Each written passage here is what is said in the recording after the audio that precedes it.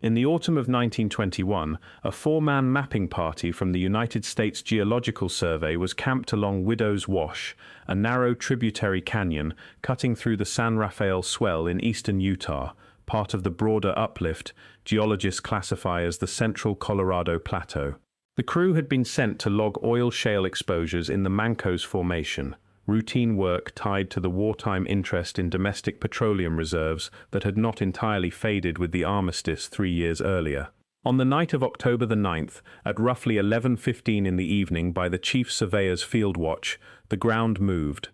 The shock was strong enough to knock 2 mules loose from their picket line, and strong enough to bring down a section of the canyon's east wall, a slab of Navajo sandstone perhaps 40 feet high, that had been standing since long before any surveyor had reason to look at it. What the collapse exposed, according to the field notes filed afterward, was not raw rock.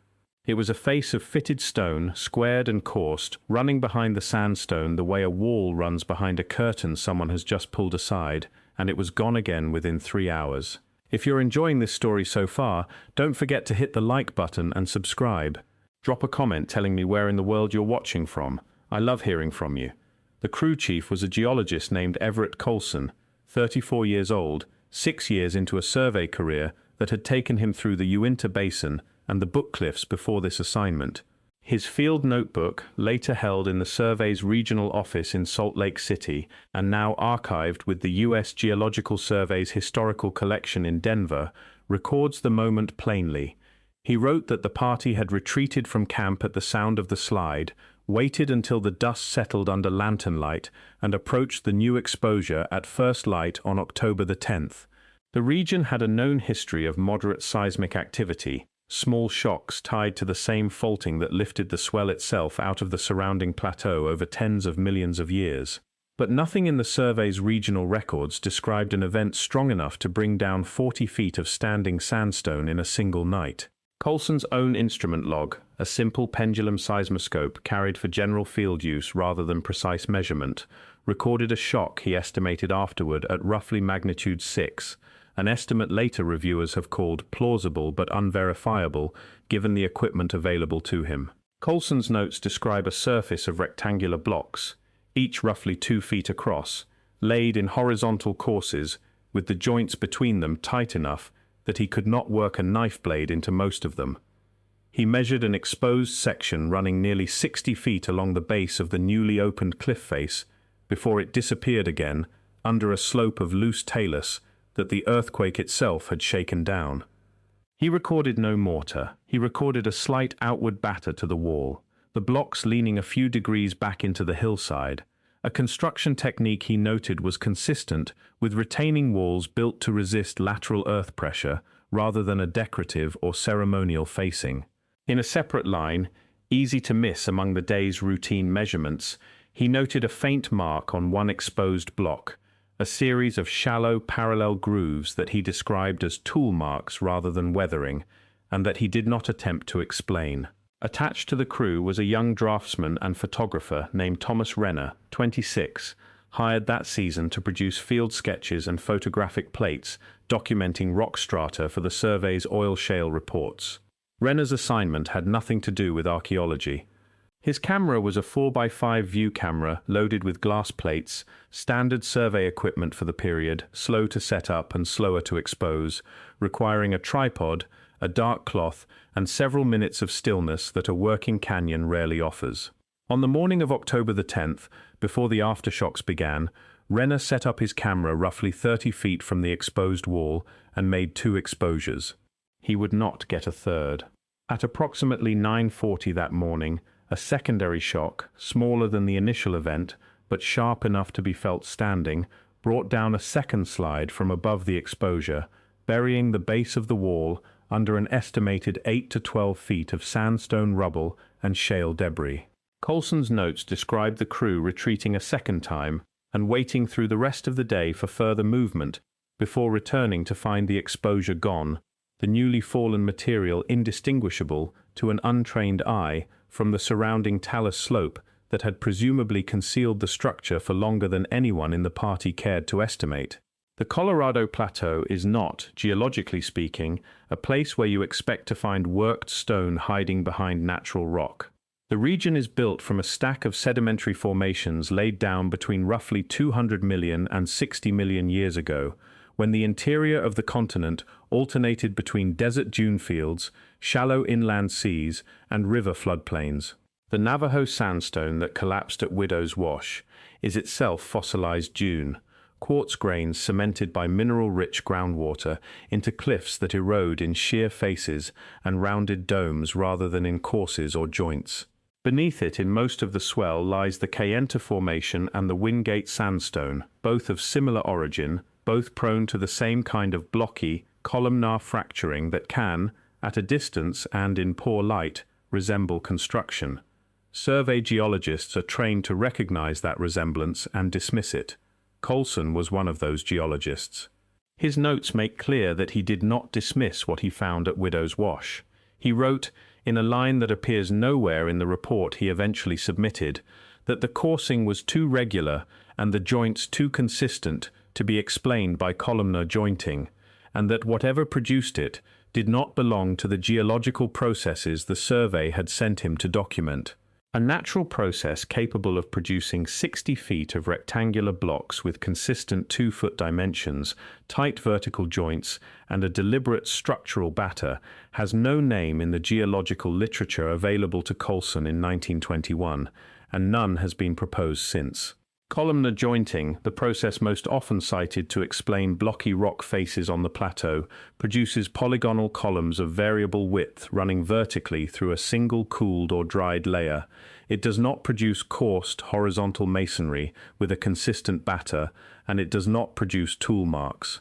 That sentence does not appear in the final version of Colson's field report, filed with the Salt Lake office in December of 1921. The filed version describes the October 9th earthquake, estimates its magnitude using the limited instrumentation available at the time, and notes a rockfall along Widow's Wash consistent with seismic activity in an area of steep, unconsolidated slopes. It does not mention fitted stone, it does not mention coursing, joints, batter, or tool marks. It mentions Renner's photographic plates only in an equipment inventory, listing 2 exposed 4x5 negatives catalogued under the Wash's survey designation and forwarded, along with the season's other plates, to the survey's photographic library. The discrepancy between Colson's field notebook and his filed report was not discovered until 1983. When a graduate researcher working on a history of early Utah oil shale surveys requested both documents from the Denver archive and found that the private notebook, evidently never intended for submission, described an event the public report had left out entirely. The researcher, a doctoral candidate named Priya Anand at the University of Utah, flagged the discrepancy in a footnote of her dissertation, a document that has been cited exactly 4 times since its completion and never by anyone working outside the field of historical geology. What happened to Renner's 2 photographic plates is easier to trace and harder to explain. The survey's photographic library forwarded a portion of its 1921 Utah collection to the Smithsonian Institution in 1926 as part of a broader transfer of federal survey photography intended for public archival access. The transfer manifest, held today in the Smithsonian's National Anthropological Archives, lists the Widow's Wash plates by catalogue number among several hundred other geological images from the same season. In 1951, when the collection was reorganized and partially recatalogued, the 2 plates in question do not appear in the new index. They are not marked as destroyed. They are not marked as loaned, transferred, or deaccessioned. They are simply absent from a shelf list that otherwise accounts for the rest of the 1921 Utah material with reasonable completeness. A researcher named Elena Marsh requested access to the plates in 2009, working from the original 1926 manifest. The archive's response confirmed the catalogue numbers existed in the historical record and stated that the physical items could not currently be located, a status the institution attributes to routine losses that occurred during several mid-century facility moves. Marsh's request and the archive's response are both part of the public correspondence file, available to anyone who asks for it, which is more than can be said for the plates themselves. Marsh was not the first person to go looking. In 1957, a Bureau of Reclamation hydrologist named Douglas Fenner, working on water resource surveys in the Swell as part of a broader push to assess reservoir potential in the region, came across a second-hand account of the 1921 exposure while interviewing longtime residents of Green River for an unrelated report. Fenner requested Colson's original field notebook from the Denver archive, reviewed it, and submitted a memo to his supervisor recommending a small reconnaissance survey of Widow's Wash to determine whether the exposure Colson described might still be accessible near the surface. The memo, preserved in the Bureau's regional correspondence file, received a one-line reply from his supervisor stating that the Bureau's mandate covered water resources, not archaeological features, and that further inquiry along these lines was not an efficient use of survey time. Fenner did not pursue it further. He completed his water resource assessment, transferred to an office in Colorado the following year, and never mentioned Widow's Wash in any of his later published work. What Colson's suppressed notebook line, Renner's missing plates, and Fenner's declined memo share is a description none of the three men were in a position to explain, and none of the three institutions involved had a formal mechanism for absorbing. A geologist trained to identify natural rock formations looked at a wall, and in his private notes refused to call it one. A photographer with no reason to care about archaeology made 2 exposures of something that was gone within 3 hours and never printed publicly. A hydrologist stumbled onto the story decades later and was told in a single sentence that it fell outside his mandate. 3 separate federal employees, working for 3 separate agencies across 36 years, each generated a paper trail that stopped exactly where the wall began.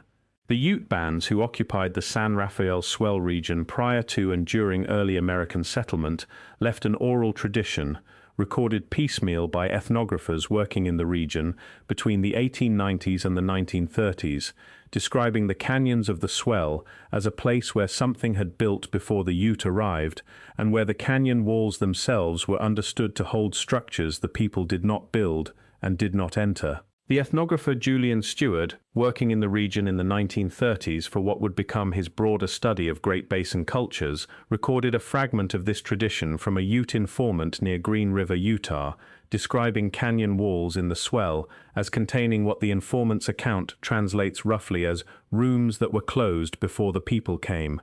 Stewart's published work treats the account as a general reference to the visible cliff dwellings and granaries left by the Fremont culture, which did inhabit parts of the region roughly between the years 400 and 1300. But the informant's account, as recorded in Stewart's original field notes and not fully reproduced in his published monograph, distinguishes between the Fremont structures, which the informant describes as visible and known, and a separate category of structure the informant describes as buried and closed, associated specifically with the Swell's deeper canyons rather than its accessible cliff alcoves. A second, independent fragment of the same tradition appears in a 1944 interview conducted by a regional folklorist named Ada Whitcomb, who recorded a Ute elder describing a stretch of canyon wall, unnamed in the transcript, but consistent in general location with Widow's Wash, as a place where the ground had once opened and closed again in a single season, revealing something briefly before covering it back over. Whitcomb's transcript was never published. It exists as a typed carbon copy in the folklore archive of a regional college library, uncatalogued by subject and locatable only by searching under Whitcomb's own name. If you're hooked on this story, make sure to subscribe and turn on notifications so you never miss an upload. Your support means everything and helps me bring you more emotional stories like this one. The Fremont culture is the accepted explanation for most prehistoric construction in this part of Utah, and the accepted chronology places their occupation between roughly 400 and 1300, ending well before European contact, for reasons that remain debated among specialists, but generally point to prolonged drought and changing subsistence patterns. Fremont structures in the region are typically small pit houses, granaries built into cliff alcoves, and occasional masonry storage rooms, none of them built at the scale or with the retaining wall engineering that Colson described at Widow's Wash. A wall 60 feet long, with a deliberate outward batter designed to resist lateral earth pressure, is not a granary.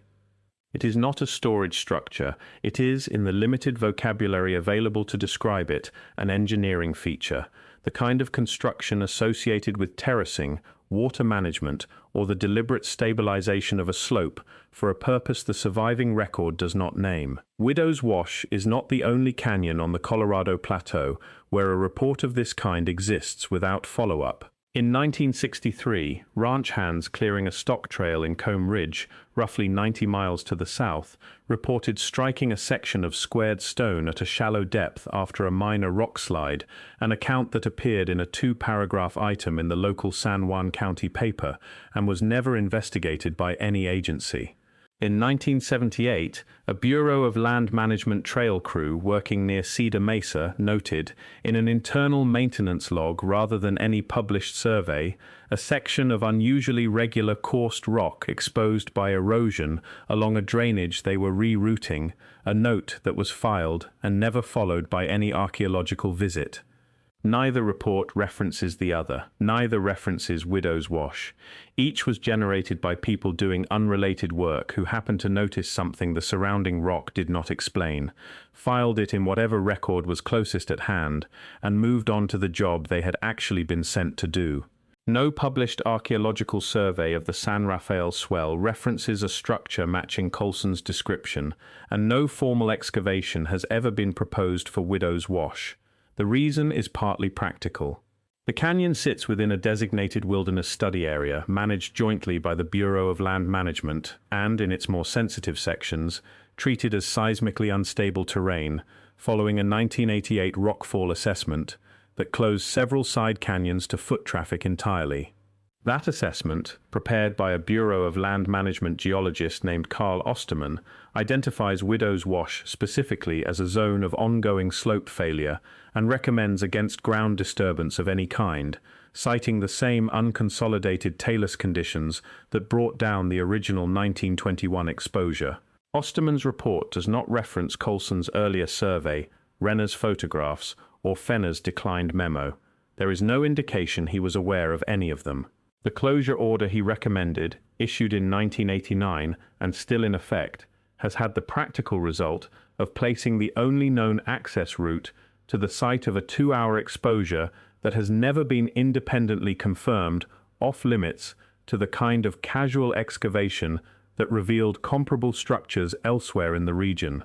A resurvey using ground-penetrating radar, the standard tool for locating subsurface stone features without disturbing the surface, has never been proposed for Widow's Wash by any university or federal agency, in part because the canyon's official designation as an active rockfall hazard makes funding such a survey difficult to justify against competing priorities, and in part because no one currently employed by the Bureau of Land Management or the Geological Survey appears to know that Colson's notebook and Osterman's closure order describe the same 80 yards of canyon wall. A geophysicist named Renata Bloom, working out of a small research institute in Flagstaff, applied for a limited access research permit to run a single ground-penetrating radar transect along the closed section of Widow's Wash in 2015. Having come across a reference to Colson's notebook while researching an unrelated seismic history project.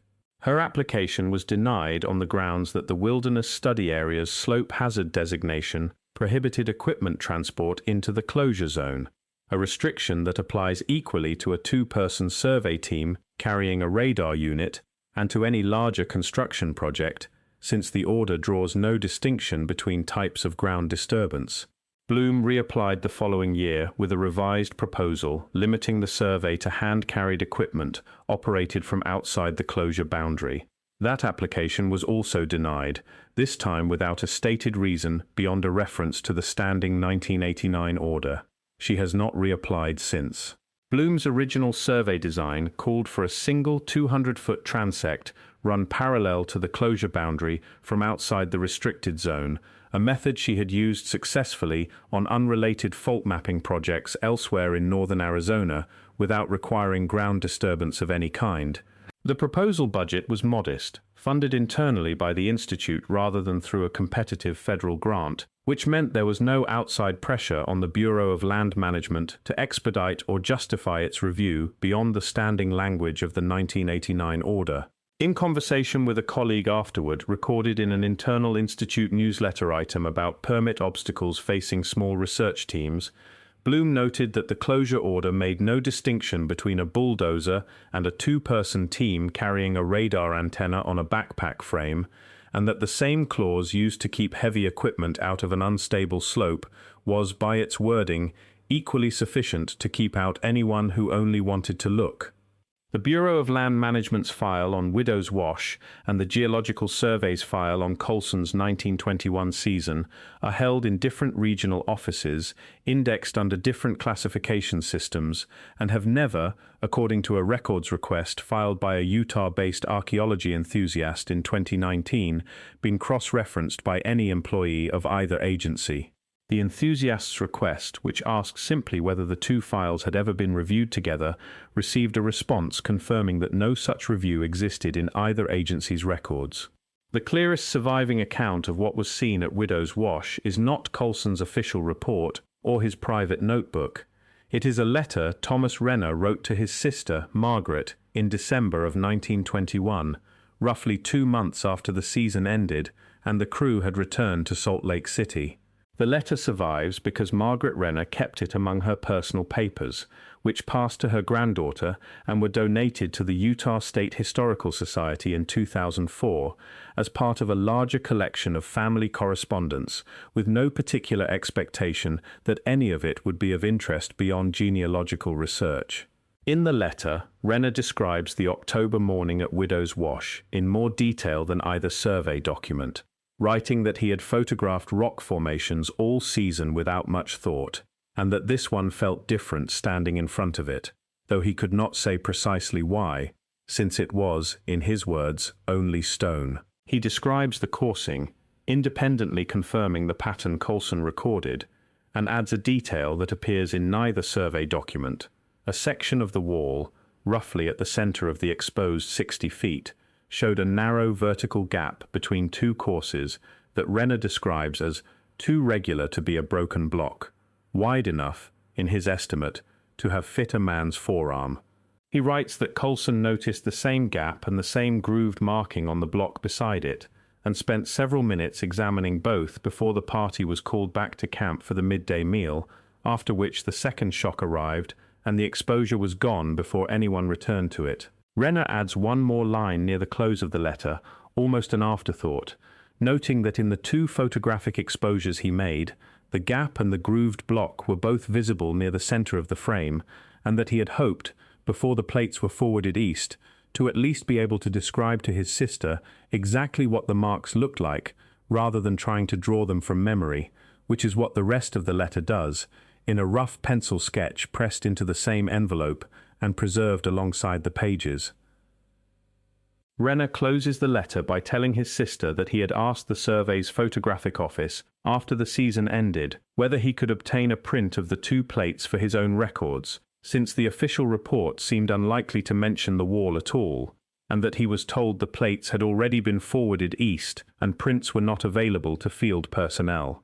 He never received one. He left the Geological Survey the following year for a position with a railroad survey crew in Nevada and, as far as the Historical Society's records indicate, never worked in Utah again.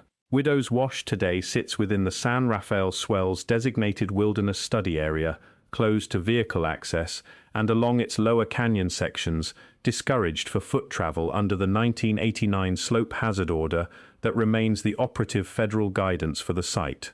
A handful of canyoneering groups have logged unofficial descent routes through the upper section of the wash over the past 2 decades, and at least one online trip report from 2014 describes a rappel anchor set near a section of unusually regular, blocky rock that the author assumed was a natural ledge and photographed only in passing, without measurement or comment, beyond a caption calling it a strange spot for the rope to catch on.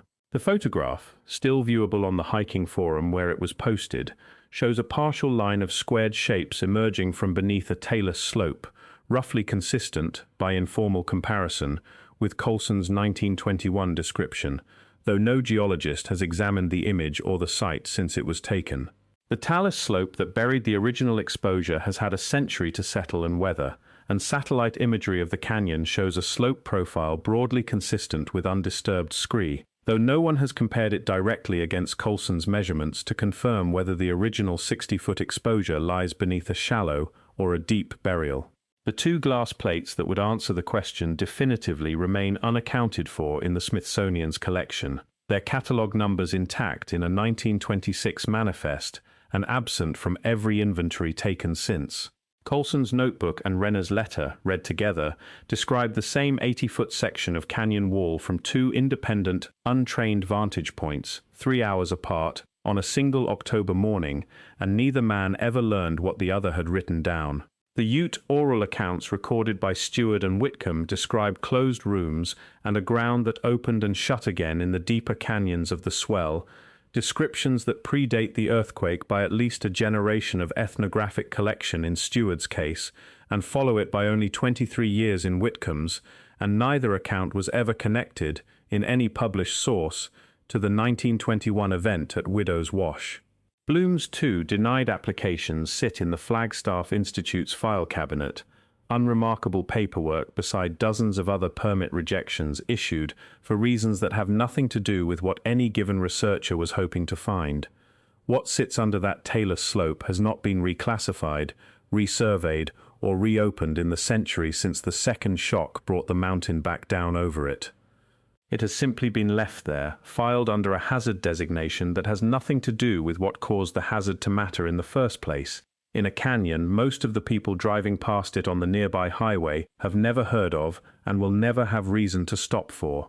The wind moves through Widow's Wash, the way it moves through every side canyon in the Swell, scouring the exposed rock a little further each season, and somewhere under 8 to 12 feet of settled talus, a section of wall that 4 different records describe without ever describing each other, is still standing where the second shock left it, coursed and battered, and waiting on a permit nobody has been able to secure.